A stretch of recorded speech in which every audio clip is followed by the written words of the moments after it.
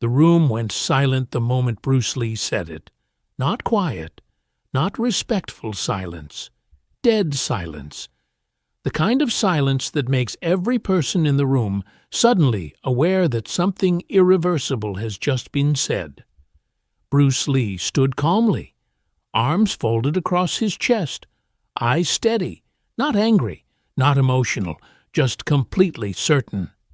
Across from him stood Muhammad Ali, the heavyweight champion of the world, the most dominant boxer alive, taller, heavier, louder, and surrounded by people who believed no man on earth could challenge him.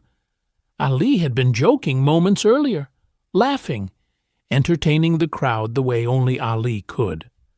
"Bring Bruce Lee here," he had said confidently. "Let me see this kung fu magic everybody keeps talking about." People laughed, but Bruce hadn't. Instead, he stepped forward, and with a voice so calm it almost sounded casual, he said something that made even Ali stop smiling. "If I lose to you, I will never fight again." The words hung in the air like a thunderclap. Several people in the room shifted uncomfortably. This was no longer a joke. Ali's grin slowly faded, because Bruce Lee hadn't said it like a man making a challenge. He said it like a man making a promise. Ali studied him now, really studied him, the small frame, the relaxed posture, the unsettling stillness in Bruce's eyes. Most fighters tried to look dangerous. Bruce Lee looked something else entirely. Certain. Ali tilted his head slightly and asked the question everyone in the room was suddenly thinking. "You serious?" Bruce nodded once. "Completely." And in that moment, the atmosphere changed, because Muhammad Ali realized something important. This wasn't publicity. This wasn't Hollywood talk. Bruce Lee truly believed he could defeat the most dangerous boxer on earth. Ali slowly cracked a smile again, but this time it wasn't the playful smile of a showman. It was the smile of a champion who had just found something he hadn't expected that night. A real challenge, and what happened next would leave everyone in the room stunned. Muhammad Ali had heard bold words before. Plenty of fighters had promised to knock him out. Some had screamed it at press conferences. Others had whispered it through clenched teeth before a fight. But this was different, because Bruce Lee wasn't shouting. He wasn't trying to intimidate anyone. He simply stood there, calm, relaxed, as if the outcome was already decided. Ali crossed his arms and studied him. "You saying," Ali said slowly, "that if I beat you, you quit fighting forever?" Bruce nodded once. "Yes." The room shifted again. People exchanged uneasy looks. Bruce Lee was not just a martial artist. By this time, his reputation had already grown into something larger than life.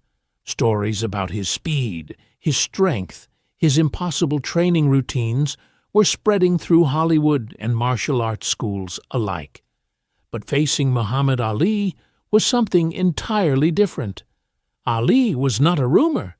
He was the heavyweight champion of the world, a man who had defeated giants.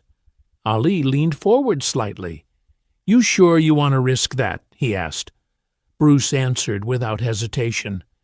"If I cannot defeat you, then my philosophy is meaningless." That sentence caught Ali's attention immediately, because Bruce wasn't talking about pride. He was talking about principles. Bruce continued quietly. "My system is built on truth, efficiency, reality.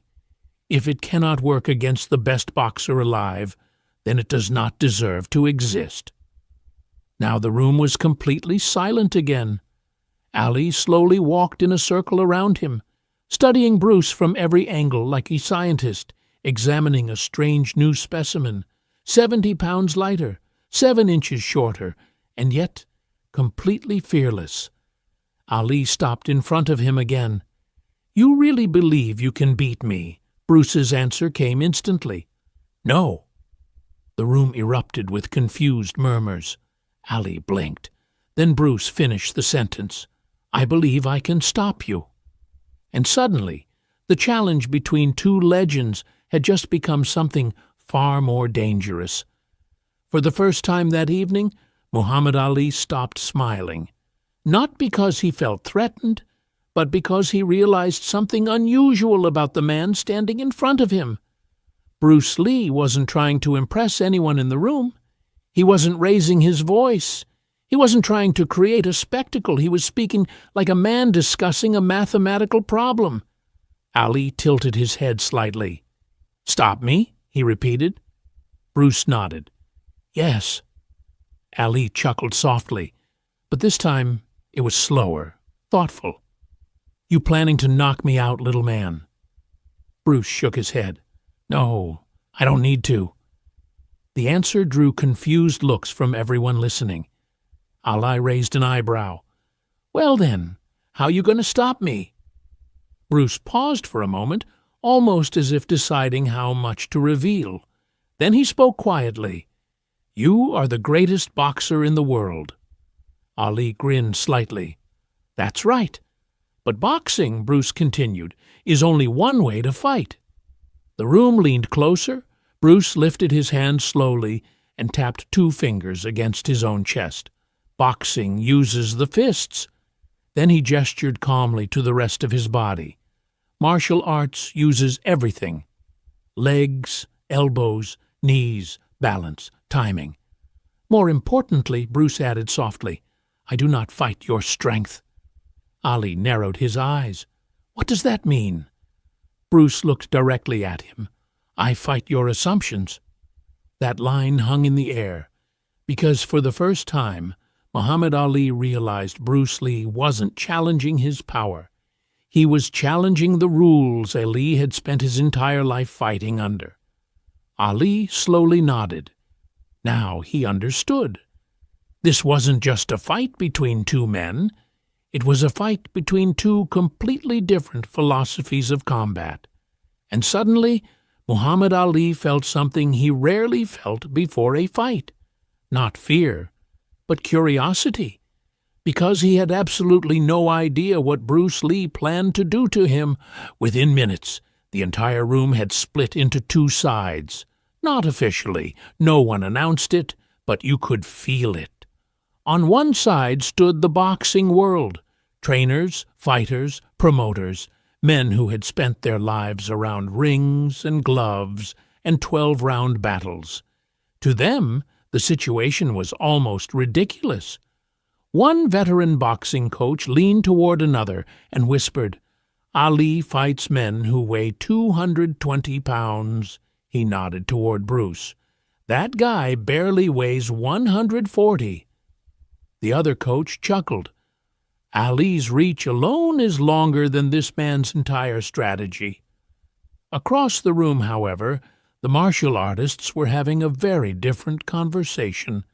A kung fu instructor folded his arms and said quietly, "You are all looking at size." He shook his head. "But Bruce never fights size." Someone asked what he meant.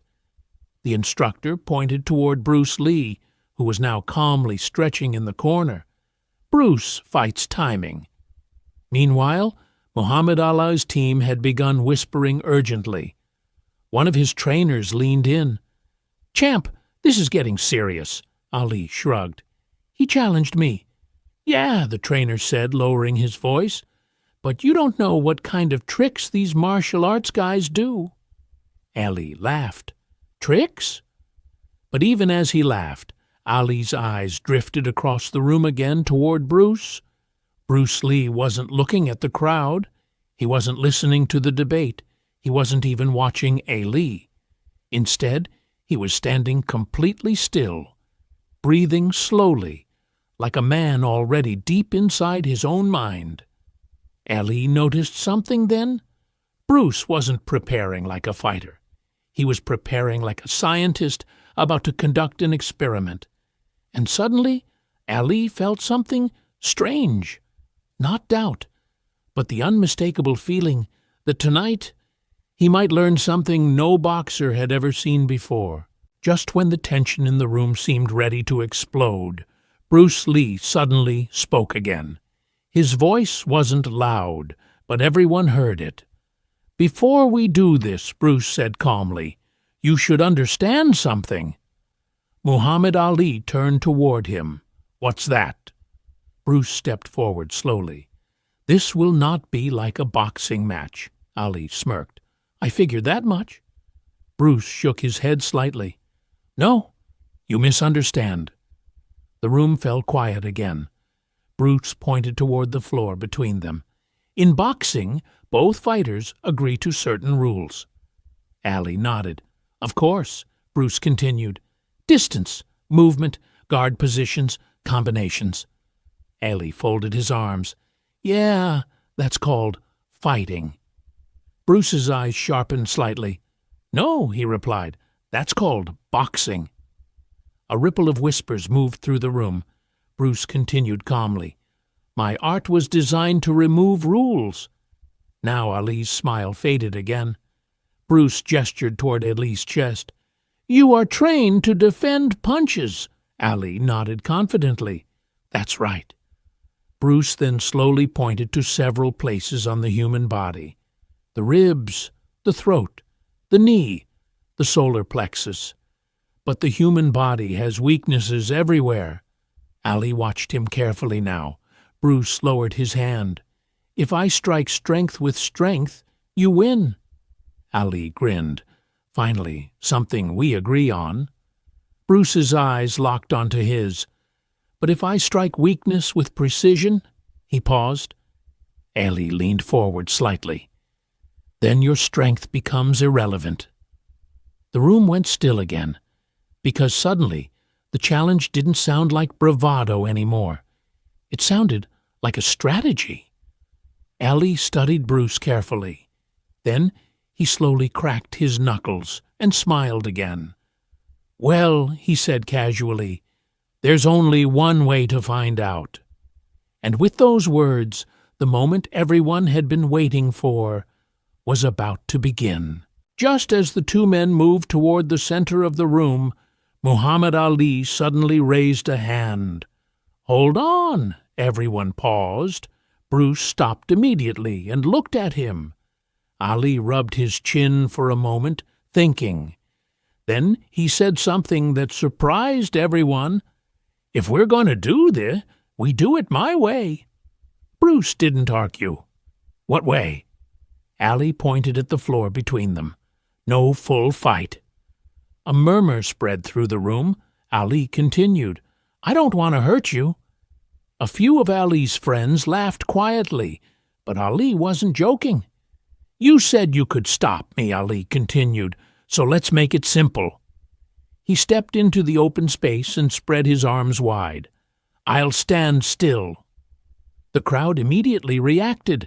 Some laughed, some gasped. Ali ignored them. "You get one strike." The room exploded into shocked whispers. Ali tapped his chest confidently. "Right here." Bruce's eyes narrowed slightly. Ali continued. "No dodging, no blocking, no moving." He smirked. "You hit me with your best martial arts strike." Bruce remained completely still. Ali finished the challenge. "And if you can make me drop, I'll admit you're the real deal." The room felt electrified now, because everyone understood the risk.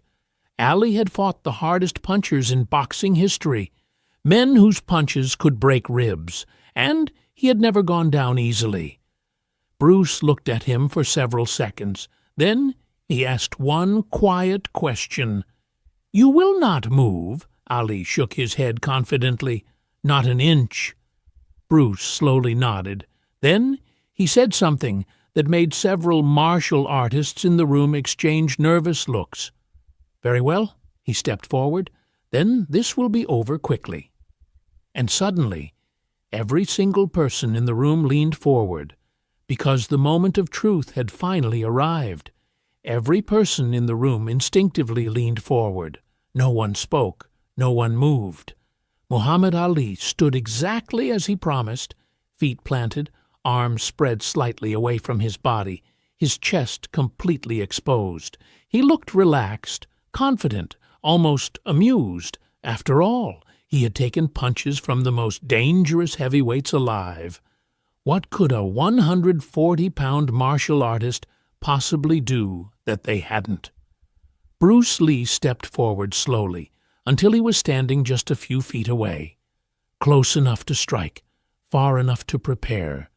But something about Bruce's posture confused everyone watching. He didn't raise his fists. He didn't shift into a dramatic stance. He simply stood there, breathing slowly. Ali smirked. "You waiting for permission?" Bruce didn't answer.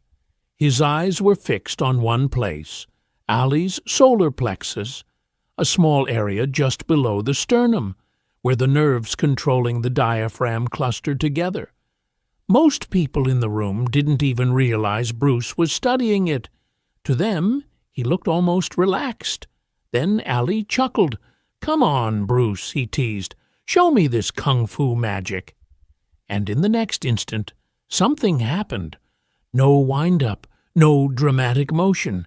Bruce's fist moved 6 inches. That was it. 6 inches. But the speed was so sudden that half the people in the room didn't even see the strike happen. They only heard it. A sharp crack that echoed through the room like a snapped whip.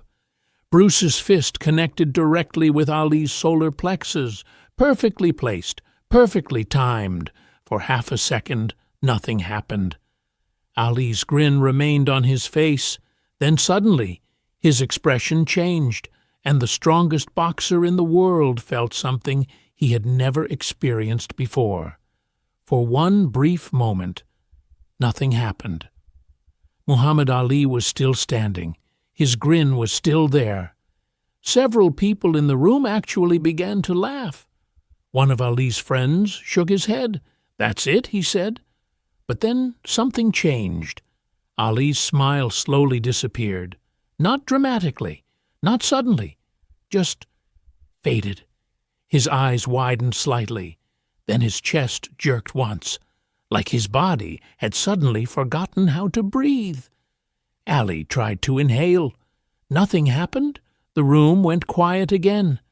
Ali's arms, which had been relaxed at his sides, suddenly tightened as his hands instinctively moved toward his stomach.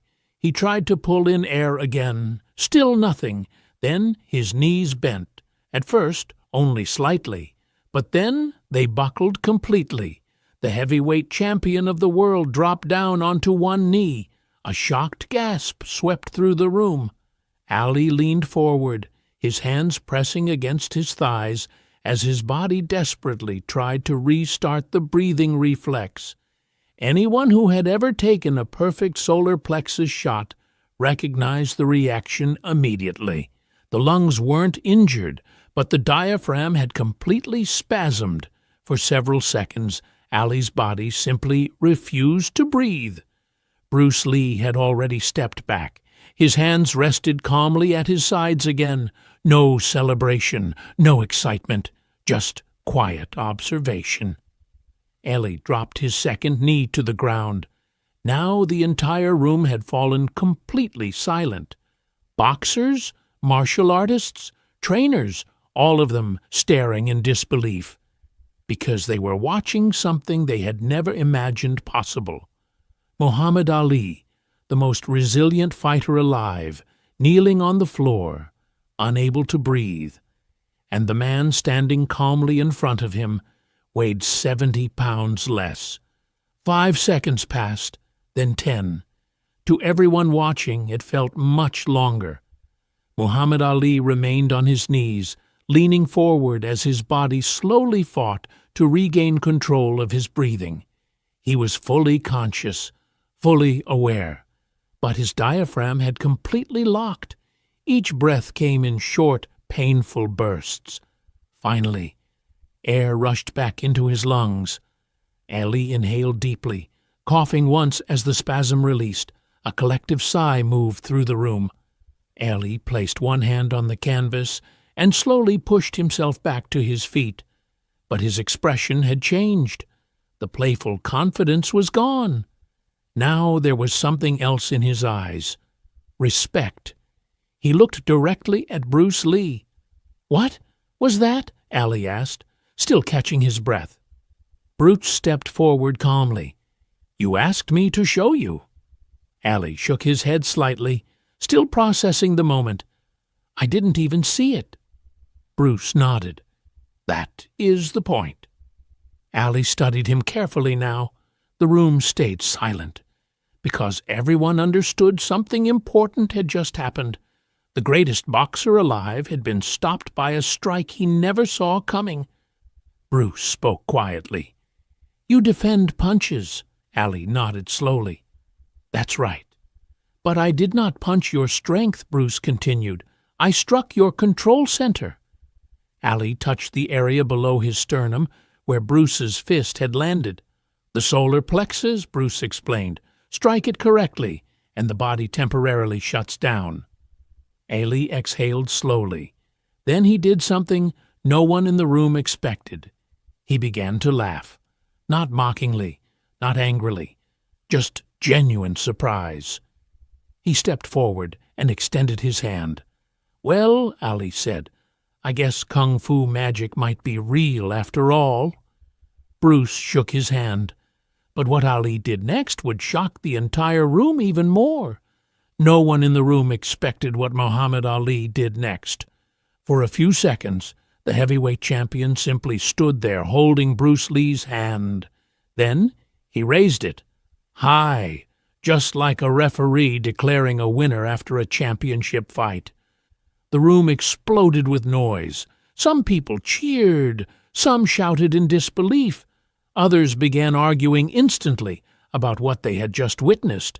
But Ali ignored all of them. He turned toward the crowd and spoke loudly. "You all saw it." The room went quiet again. Ali pointed at Bruce. "That man hit me, and I didn't even see it coming." Several boxing trainers looked stunned. Ali shook his head slowly. "I've fought the hardest punchers in the world," he continued. "George Foreman, Joe Frazier, Sonny Liston." He tapped his chest where Bruce had struck him. But that right there, that was something different.